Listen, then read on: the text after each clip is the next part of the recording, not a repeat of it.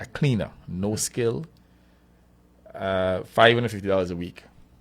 You have hotel workers in this country who have to work even harder, and are you making $500? There has to be something wrong about that, because the hotel sector is the most lucrative sector in our country. 55% of our GDP is generated from that sector. And I'm of the view that the hotels, or hoteliers for that matter, they can do better. They continue to expand. Some of them diversifying into other businesses from the profits that they make within the hotel sector. We have no difficulty with that. And we're happy too that they are making profits, that they're growing, they're able to sustain themselves. But it comes back to the issue of gain sharing. So we can't promote gain sharing in the public sector and turn a blind eye, like the ABW, to gain sharing in the private sector. So what we propose to do is to bring the stakeholders together. That is our government, to bring the Hotel Association representing the hoteliers, the Antigua Barbuda Workers Union, Antigua Trades and Labor Union, and other stakeholders.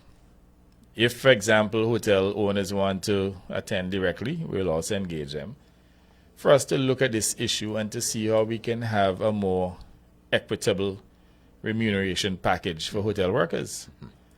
And it may also go beyond hotel workers, because I think as we move towards amending the law, we don't want to appear to be discriminatory. So we may probably look at the turnover of the business. So let's say, for example, if we made a determination that if you have a turnover more than $5 million a year, that your minimum pay should be, let's say, $2,500 a month. Just as an example. Then it will affect other entities. So even the large supermarkets, for example, First Choice, Epicurean, and so on, their workers who are on minimum pay will also benefit, because the law in that case will be structured in such a way that based on the turnover, their minimum pay will be higher than for the little mom and pops and so on, where we say is what, $9.90? What's the minimum pay now? About $8.90. $8.90. So whereas is $9.80 somewhere around okay, no. Somebody can message us and tell us what it is. We were at 820. We're 890. Yeah. $8.90. Yeah. Right. So whereas we accept that for the smaller businesses, you have to be careful with that minimum wage, because some of these small businesses, they may be making a 10% profit per year. And if you do a 10% increase in minimum wage, you put them in a loss-making situation and you're purchasing jobs. So we understand that. And we understand with the larger businesses that we should not be pushing them to pay salaries and wages that are inflationary. That will also create another problem, because you have to balance whatever increase you give workers. But at the same time, you cannot have this inequitable situation in which hotel workers are making less today than what they made 30 years ago. And let me explain the implication as to what is happening here. What is happening here now is that the government, the public sector now has become the employer of first resort, employer of choice. Remember I said to you, prior to independence, people rushing to get a job in the private sector, in the hotel sector and so on. What is happening now, you have Antiguans and Barbudans, and even CARICOM nationals who are now resident here for some time, they're now taking the position that, look, they don't want no hotel jobs. So they're coming and lining up now to get jobs in the government. Now, we have assisted in the sense that I believe that we have added at least 2,000 plus, maybe 3,000 additional workers within the last 10 years to the public sector. However, that is not a sustainable position. We cannot continue to expand the public sector. Now, we have had situations, many of us in the cabinet, in which we have had constituents who have come to us and asked us for employment. And when you recommend them to the hotel sector, they tell you point blank that they're not going there. I get a lot of that. And I'm not exaggerating, but I'm just trying to tell you the problem that is developing, that individuals are literally moving away from that sector, those who are resident here for a long period, those who are citizens, to the extent what is happening now. And I don't have no issue with CARICOM nationals coming here. You know, I'm the CARICOM king. In fact, There's no other prime minister in the history of this country that has made more CARICOM national citizens of this country than Gaston Brown. None. Not even Sevier. And he was the architect of this integration movement. So going back to it, Byrd, Barrow, Burnham, etc., Dickens Bay. So, but the point I'm making here is that the hotels now, on the other hand, they are employing new, and even as I call them immigrants, but let's say CARICOM brothers and sisters, and even external of CARICOM, Filipinos and so on, paying them the minimum wage. So I am saying here, if we don't do something about it, then you're going to have this constant stream of people coming in. Yes. And you will never, ever achieve full employment. Because if your major sector, the hotel sector, contributing 60% of GDP, is not pulling its weight, then you're going to have a problem. And then the issue of unemployment will become a moving target. Because those CARICOM nationals who've been resident here for a while, and those who are citizens who are not taking those jobs, would remain unemployed, especially if the government cannot absorb them. Now, the irony about it, some of those very hoteliers and those working in the sector will tell you that, oh, the government is overmanned. We accept. And they'll tell you that the government needs to retrench. But if you retrench, where are they going to go? Where are they going to go? First of all, they're going back to work with a minimum wage or 10% above a minimum wage. And there's still going to be a charge on the government because the government will probably see them show up in other social services areas. Precisely. Taken care of. So it's one way or the Exactly. half a dozen. Now, we have observed that during COVID, many hotels took the opportunity to sever their staff, pay them off, and brought them back at a lower pay and on temporary contracts, 6 months contracts. That's exploitation. In fact, we had to employ a few of them, and at executive last night, I would have said to our colleagues, one of them is a senior member, his wife, of the Labour Party, working 19 years for a hotel. COVID came, took the opportunity, you're making too much money. Sever you, come back, you get significantly less, and you work on a 6 months contract. Person couldn't meet the expenses, decided, you know what, let me go and beg a job from the government. She got the job. But the point I'm making here, we don't have the absorptive capacity to continue to take on these people. And therefore, the union in particular, Antigua-Barbuda is a workers' union, that has turned a blind eye and allowed this type of what I call abuse to take place in that sector.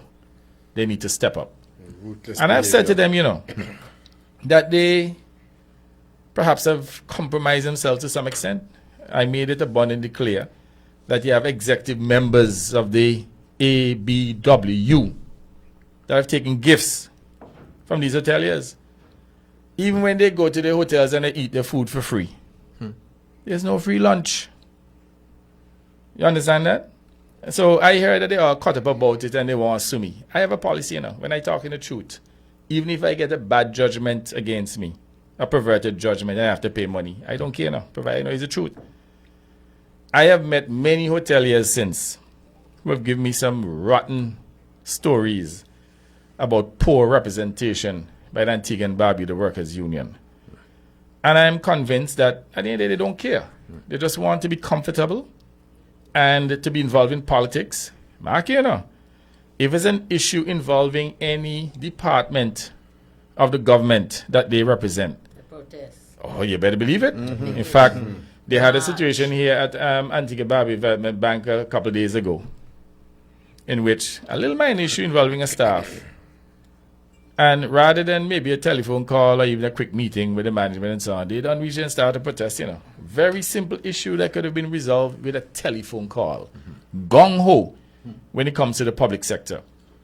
Even down at the port and so on with the longshoremen, Chester goes down there all the time Post office. and push them to make unreasonable demands.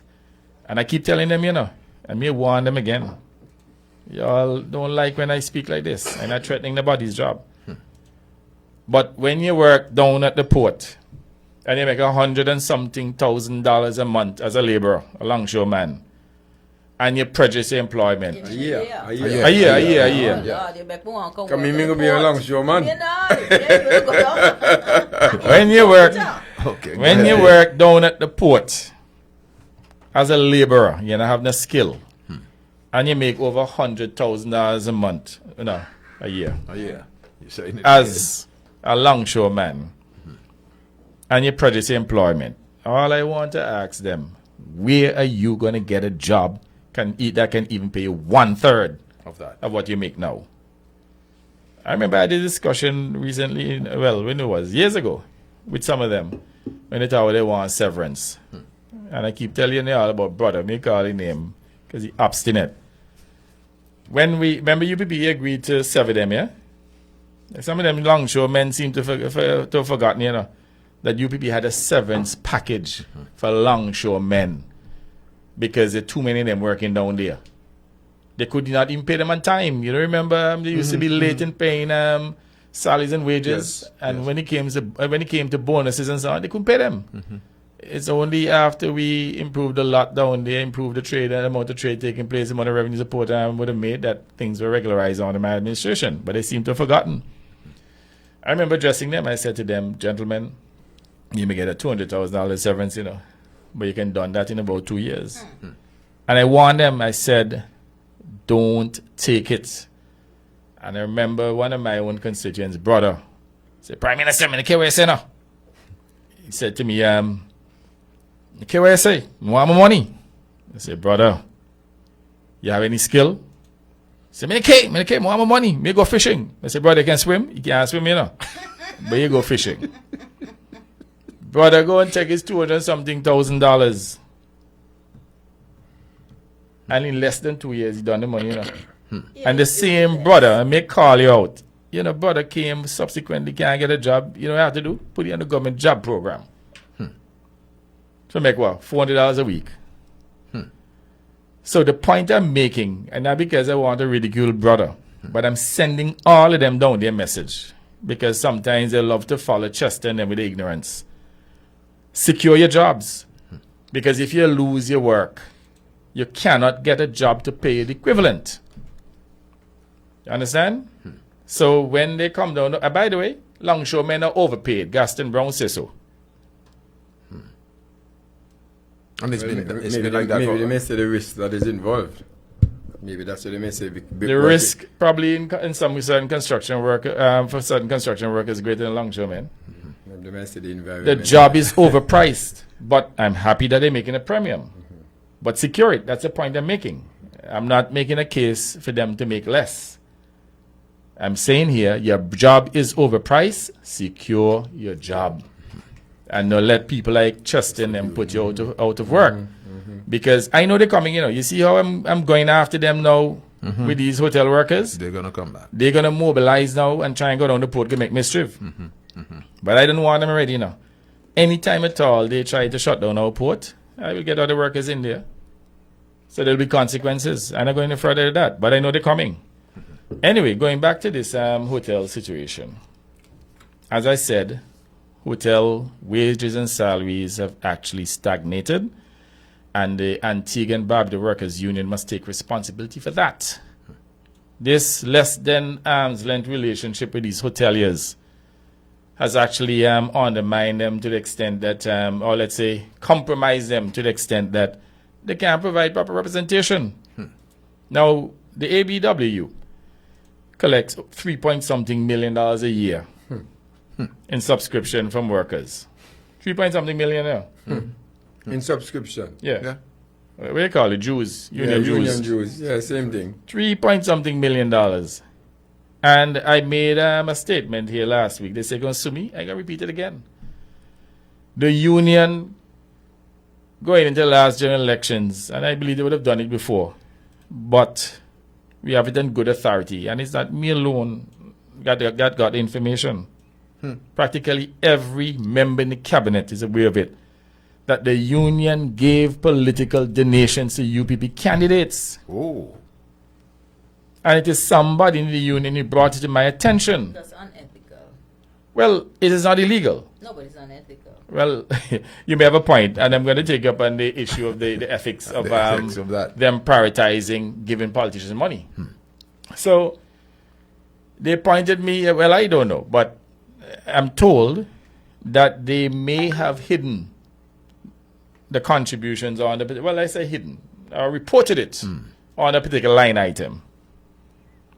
Oh. You know they run a snacket, right?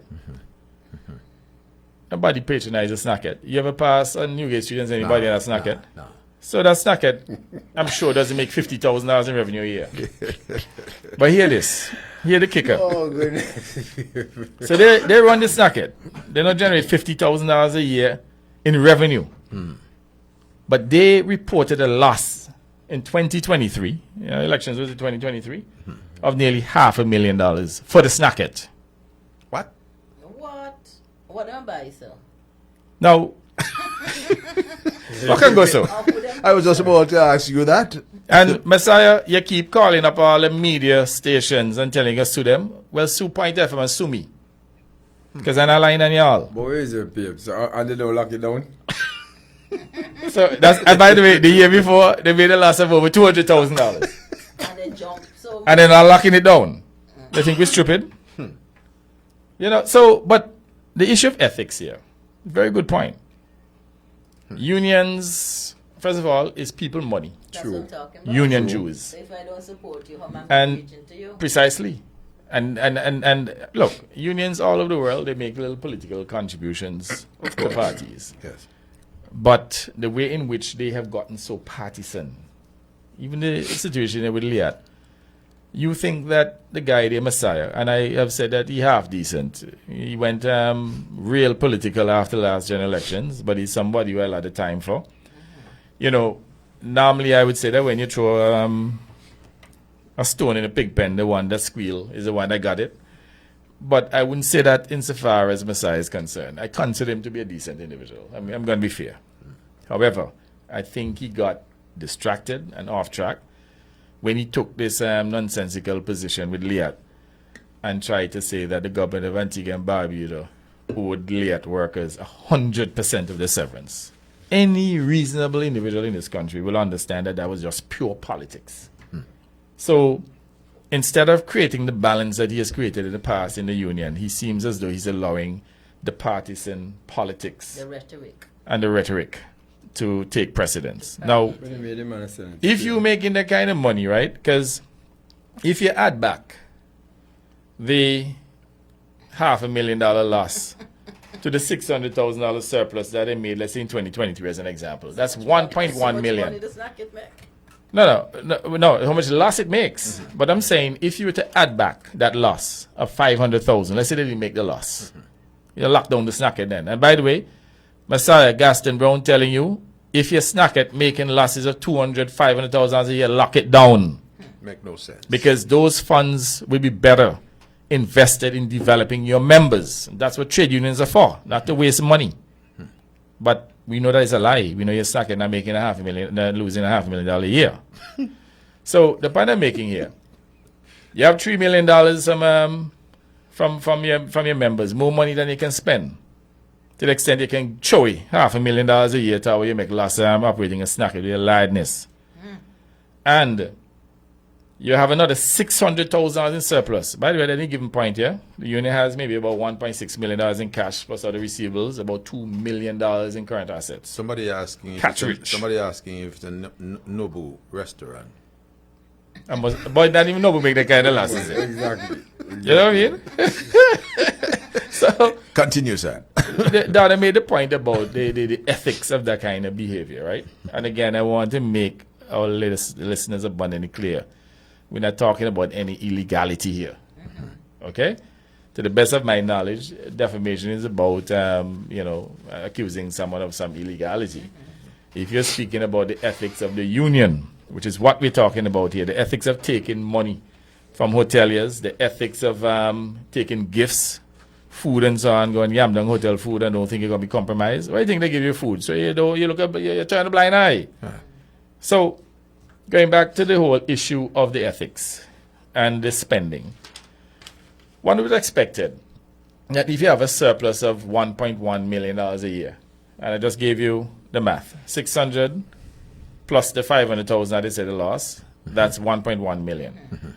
The union should be in a position to have programs to develop its members. They can even have a credit union to give loans to their members. True. Training programs to develop them. Upscale them. Maybe even a cooperative supermarket, housing. Precisely.